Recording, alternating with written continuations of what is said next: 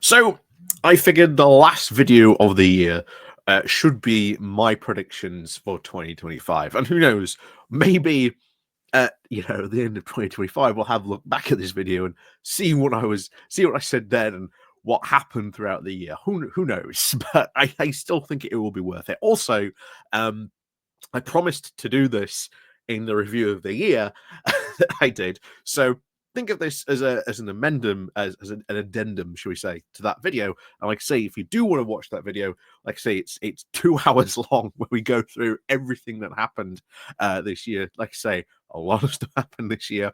Like I say, you can sign up to the Patreon, or you can again join the Pony Club down below. That will give you access to it. But now on Patreon, you can actually buy individual videos. So if you want to do that, again, go to the Patreon and you can do that as well.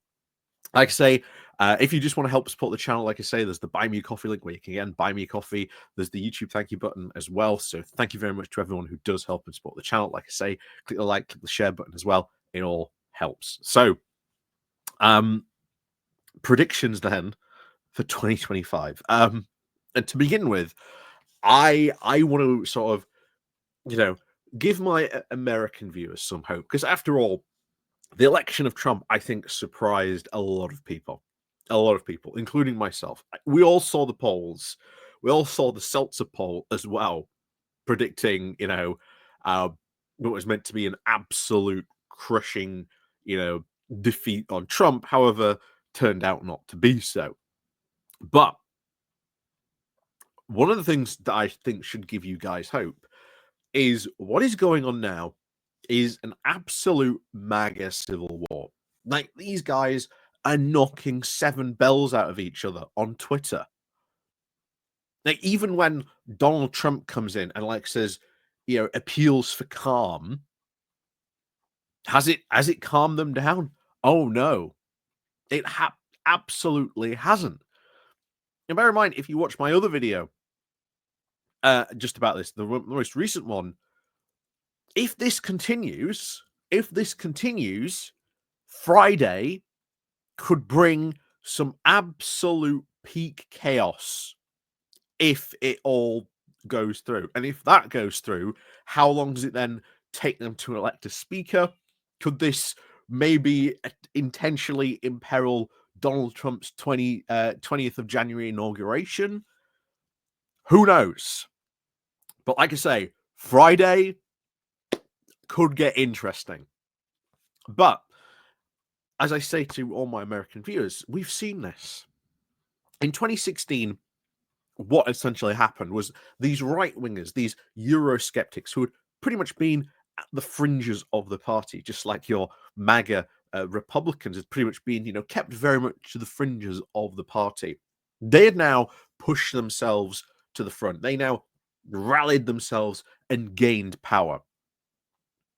And what eventually did they do in 2019, where they had, like I say, pretty much full, complete control? Well, they didn't do anything, because they were just so riven by internal chaos, by disagreements, by arguments. They just couldn't do anything. And I think that's what you are seeing potentially about to happen right now in America over Donald Trump's next term. That Donald Trump is just not going to be able to do anything, because his party is going to be so internally riven between the MAGA Republicans versus the quote rhino Republicans, as they are being called, Republicans in name only, for the acronym. Of course, it's all that very much again what we see over here of, well, those people aren't true conservatives. We're the real conservatives. But yeah, I think that's what you are potentially going to see in America play out over the next year.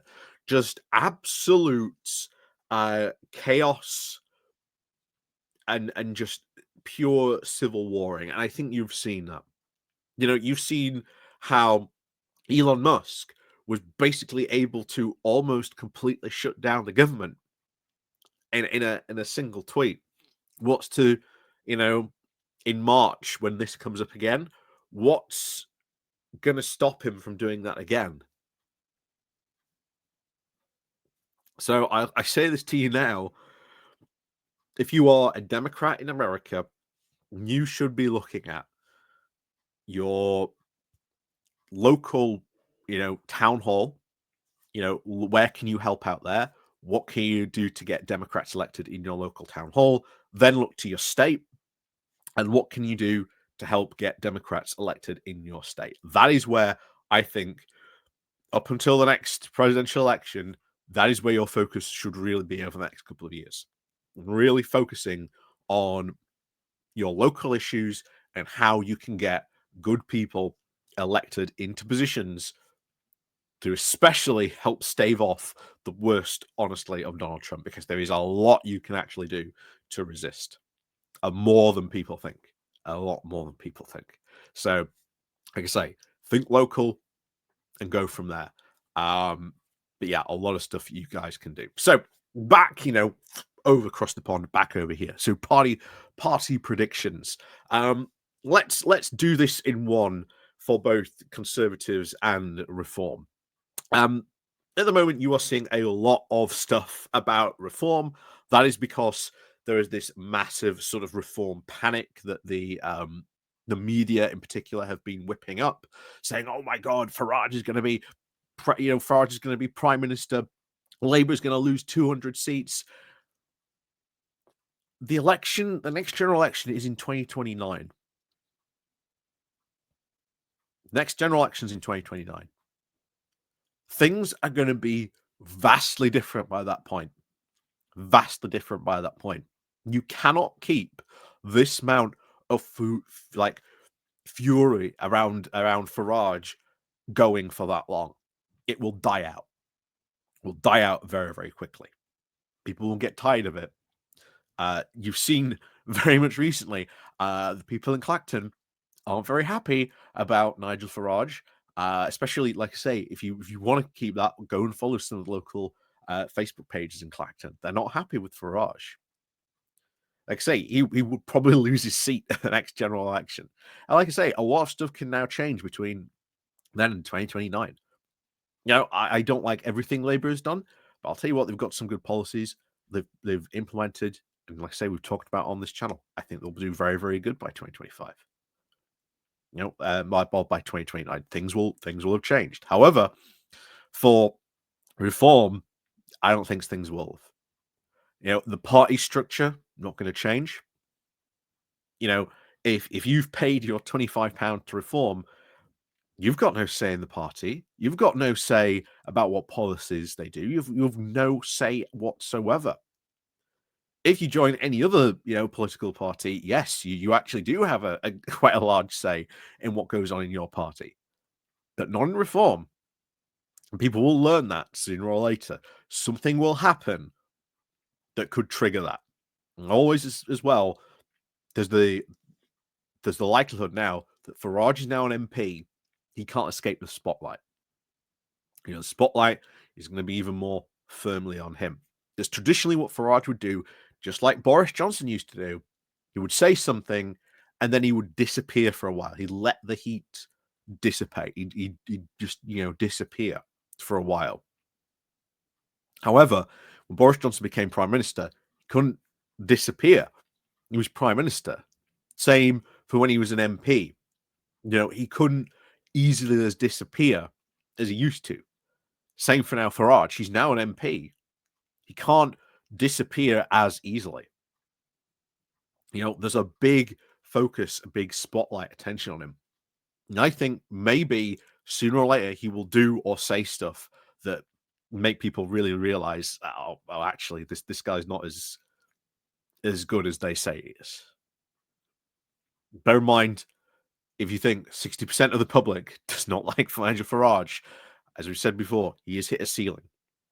He's hit a very, very big ceiling. He ain't going to be prime minister in 2029. I can guarantee you that.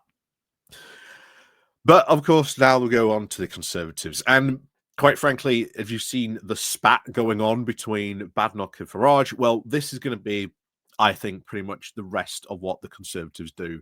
Kimmy Badenoch somehow, I believe, thinks that her pushing back against Farage like this makes, or at least trying to sort of win back those reform people, they're not going to come back to you because you've had a spat with Nigel Farage. And trust me, I think this year you're going to eat a lot of popcorn because I can guarantee you these two are going to fight.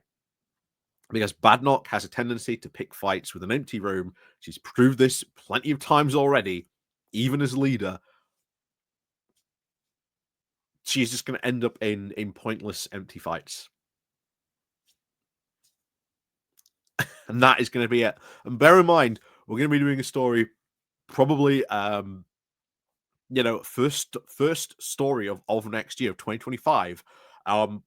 Will Atkinson has pretty much written a political obituary for Kimmy Badenoch, which is again not a good look for for how long a lot of these conservatives actually think that Kimmy Badenoch will last.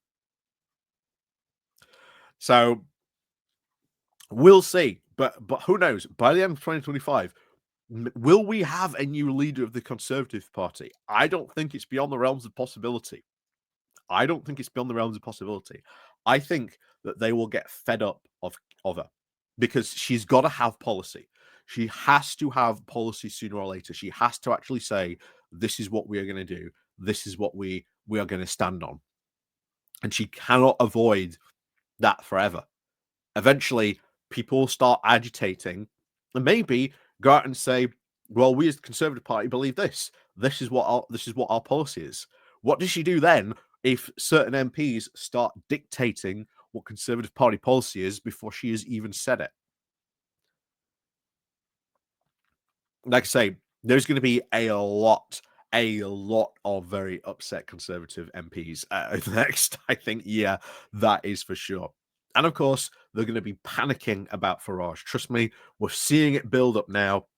It's going to build up even more. And then we're going to get to the May elections. And once again, panic is going to ensue. And it's going to be pretty big. Most importantly, remember, these local elections, the last time these were run was like when Boris Johnson was in charge, and it was the vaccine boost year that he got from it. And it was the last time the Conservatives won big. After that, all downhill. So this is a very, very big test, a very, very big test for Kimmy Badenoch. If she does not do well, which she ain't going to do well, yeah, there's going to be a lot of calls for her. There's going to be a lot of arguments, and then who knows? Maybe we could be in a leadership contest again. Yeah. So we'll see what happens on that one. We'll see. And of course, I think this brings us down to Lib Dems. I keep on saying this. The Lib Dems are the ones who are going to benefit very, very much so in May. I think they are going to be the ones who walk away with the biggest increase in seats, or they're going to win a lot of seats in that blue wall area because Ed Davey wants to dig into these areas. And how do you dig in? When you're NP, then you sort of get your councils. You either get a hung majority where there's like no overall control, or you gain overall control with your councillors. And that is what you're going to be looking for. How many councils do they shift into a overall no control by removing, conservative councillors? And of course, how many councils they actually gain control of? So that will be something to watch. And of course, as well, Ed Davey himself and the Lib Dems, what are they going to do during this year? Because if Ed Davey's plan is, as he said, in the next general election, which again, a couple of years away now, but we need to be sort of, I think, eyeing what he's going to do, keeping that eye on how does he move? How does he move his party into that position? He's already made some very, very sort of quiet, gentle moves on this, which again, as long as the Conservatives and Reform are just, willing to tear each other apart, Ed Davey is gladly willing to sit back and just watch that happen. So don't worry as well, in 2025, we'll also be keeping a very close eye on Ed Davey and what they're doing as well in the Lib Dem party as well. And so finally, of course, this brings us round to Labour. Like I say, so far, I think they've done some good bills. I think the readdressing council spending very recently, no one barely even talked about that, but that is actually quite huge for that. You've got, the new council homes. There's the workers' rights bill that's just passed, renationalised sort of the railways by the end of this parliament. They'll all be back under sort of government ownership. What do the government intend to do with this? You've got the renting reform bill. Again, good, but needs to go even further. But like I say, pass that first, then you can have that conversations about, okay, well, we've done this. This is where we need to go next. Take your victories and then build on them. So a lot of stuff I think coming up, a lot of stuff we're going to be end up talking about as well. Of course, West Streeting. Again, probably I think the worst one of them. Like I say, a lot of his trans issues is very bad. I think he has a sell by date.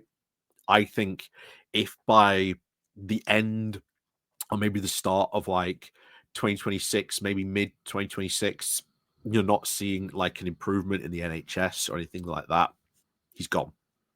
He's gone. Because he is in one of those positions which is a main central importance to Labour. Because in 2029, Labour are going to come back and say, this was the NHS when we took it over. This is what it's like now. This is how much it's improved. And that is going to be a core. I guarantee you in 2029, that is going to be a core like policy platform. This is what the NHS was like when we took it over. This is what it's like now.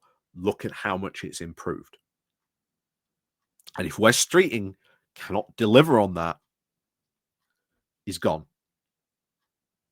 I think he has probably, out of everybody else in the cabinet, he has very much to perform.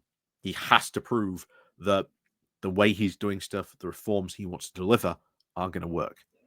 And like I say, he's got a very, very big sell by date. If not, he's out. And like I say, Keir Starmer has plenty of other people to choose from. I think that's another thing you might see as well this year. Any other, maybe not yet, but maybe by the end of 2025, maybe you might see a cabinet reshuffle. Someone lose their position in the cabinet, etc. Because Starmer will come out and say, "Well, look, they've been doing an okay job, but we want to see more. We don't feel that this is purpose really performing as they should be." Which, okay, you see this a lot in business. So maybe we'll see that. Maybe we'll see a cabinet reshuffle. Maybe at some point in 2025. I don't think we will, but I wouldn't see if we have maybe a small one, like a small one. A bit of a. So we'll see. Now, of course, the other big thing in 2025 is going to be the big sort of UK EU meet on this, talking about new agreements, etc. So that is going to be something big to watch out for on that front. Like I say, as we've said, Starmer doesn't actually have to say anything until these negotiations actually start. Which, to be fair, as we've seen from the EU, they would say, well, what actually do you want? Excellent. Starmer has rebuilt all those relations, which is very, very good. It's not a nothing burger. Rebuilding those relations has been incredibly important. But he doesn't actually have to say what he wants until the negotiators get to that room.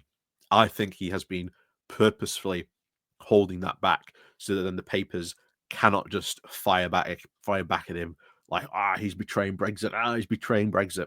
They say he doesn't have to say anything until, like I say, he walks into that room to sort of start the negotiations. So we'll see what happens. But that will be certainly a big, big point of 2025. We'll probably do a lot of talking about that when those negotiations start and what happens around that. So expect us to do a lot of stuff around that. But yes, that's my early predictions for 2025. Like I say, did I miss anything out? Let me know what you think about your predictions from 2025. Like I say, put them down in the comments. Remember to click on the like and share button on your way out. And of course, again, links down below to help support the channel, the Patreon page, the Buy Me Coffee link, the YouTube thank you button, and of course, the Pony Club. And like I say, if you do want to watch the big review of the year, join the Pony Club. join the Patreon or head over to the Patreon. And like I say, you can now buy videos individually, so you can get that video should you want to watch it. So as always, thank you very much for watching, and of course, as always, we'll see you all next time, or next year, whichever case may be.